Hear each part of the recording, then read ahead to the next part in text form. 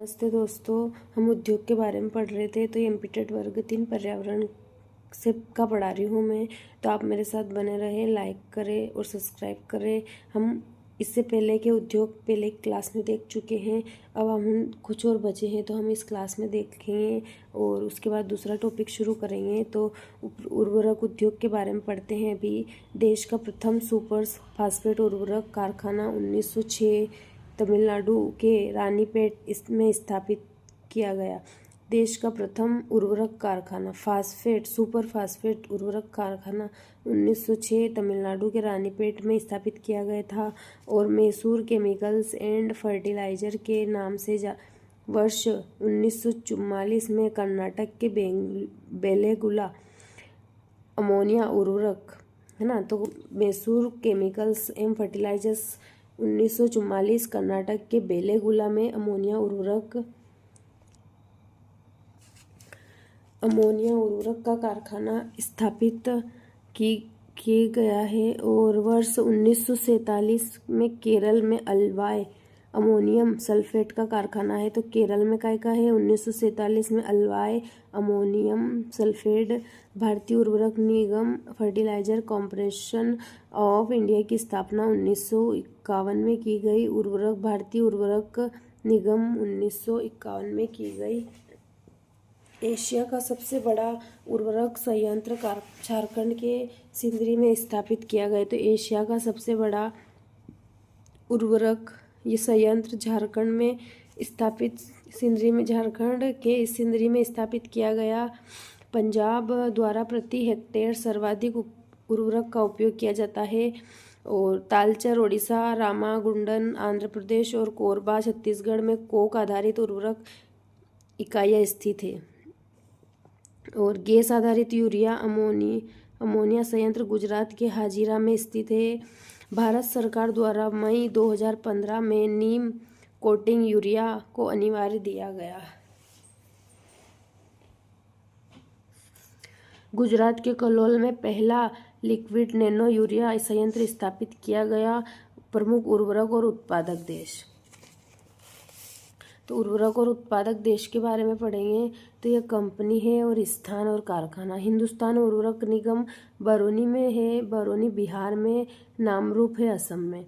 इफिको भारतीय कृषक उर्वरक सहकारी निगम 1967 हल्दिया पश्चिम बंगाल में है, कलोल गुजरात और फूलपुर उत्तर प्रदेश।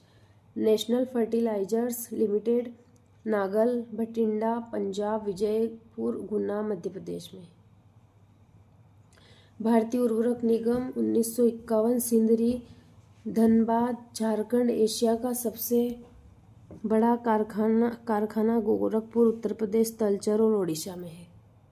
सीमेंट उद्योग के बारे में पढ़ते हैं। तो विश्व में सर्वप्रथम आधुनिक ढंग से सीमेंट का निर्माण सन 1824 में ब्रिटेन के पोर्टलैंड नामक स्थान पर किया था। आधुनिक सीमेंट का निर्माण 1824 में ब्रिटेन के पोर्टलैंड नामक स्थान पर किया, जिसका नाम इसे पोर्टलैंड सीमेंट भी कहा जाता है। भारत में आधुनिक ढंग से सीमेंट का पहला कारखाना वर्ष 1904 में है ना। भारत में कब हुआ था? तो 1904 में चेन्नई में स्थापित किया गया था, किंतु यह असफल रहा। प्रथम सफल कारखाना 1912 और 13 में गुजरात के Porbandar Indian cement company limited द्वारा लगाया। प्रथम सफल कारखाना भारत में 1912 से 1913 गुजरात पोरबंदर में लगाया गया। भारत सीमेंट उत्पादन में विश्व के दूसरे स्थान पर है। और भारत के प्रमुख सीमेंट उत्पाद राज्य मध्य प्रदेश, राजस्थान, तमिलनाडु, गुजरात, बिहार और उत्तर प्रदेश है।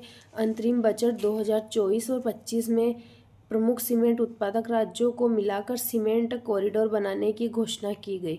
24 और 25 के बजट को देखकर सीमेंट उत्पादक राज्यों ने मिलाकर सीमेंट कॉरिडोर बनाने की घोषणा की है, और जिसमें बड़ा हिस्सा मध्य प्रदेश राज्य से होकर गुजरेगा। अभियांत्रिक उद्योग इंजीनियर उद्योग के अंतर्गत विभिन्न प्रकार के धातु एवं उद्योगों के बारे में, मशीनों के निर्माण के बारे में बात करेंगे। तो राष्ट्रीय फार्मास्यूटिकल मूल्य निर्धारण प्राधिकरण NPPA की स्थापना 19 अगस्त 1997 को की गई। भारी इंजीनियरिंग लिमिटेड भारी इंजीनियरिंग निगम लिमिटेड रांची की स्थापना 1958 में। खनन एवं संबंध मशीनरी निगम लिमिटेड वर्ष 1965 में रूस के सहयोग से भारी इंजीनियरिंग निगम लिमिटेड में अलग किया गया। Bharat heavy plates and vessels limited Visakhapatnam को वर्ष 1966 में चेकोस्लोवाकिया के सहयोग से स्थापित किया गया। तुंगभद्रा स्टील प्रोडक्ट लिमिटेड की स्थापना कर्नाटक तथा आंध्र प्रदेश सरकारों के संयुक्त उपक्रम के रूप में वर्ष 1960 में की गई। Bharat heavy electricals limited Bharat में ऊर्जा उपकरणों के निर्माण में कार्यरत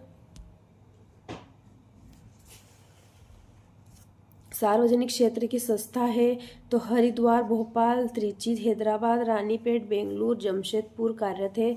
और रेलवे उपकरण उद्योग, तो रेलवे उपकरणों से संबंधित पहली कंपनी झारखंड के सिंहभूम जिले में पेनिनसुलर लोकोमोटिव कंपनी है।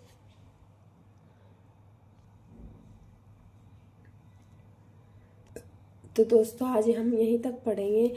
आगे की क्लास देखने के लिए है मेरा चैनल सब्सक्राइब करें।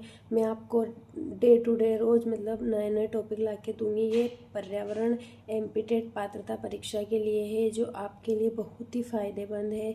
आप हम मेरे साथ बने रहे। मैं आपको हर मतलब जैसे हम पढ़ नहीं सकते वो मैं आपको रिवाइज़ करके डबल और उनको समझा के आपको बता रही हूँ। तो आप प्लीज़ मेरा चैनल सब्सक्राइब करें, लाइक करें और कमेंट ज़रूर करें। धन्यवाद दोस्तों।